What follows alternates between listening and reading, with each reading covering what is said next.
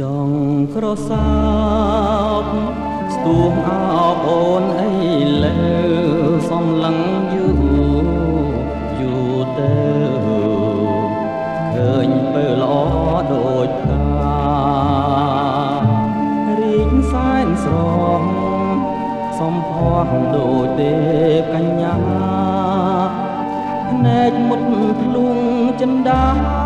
ថ្ងៃណាបានគៀកកាយច័ន្ទភ្លឺហើយនៅឡើយមិនស្មើអូនរស្មីស្រស់ស្រទន់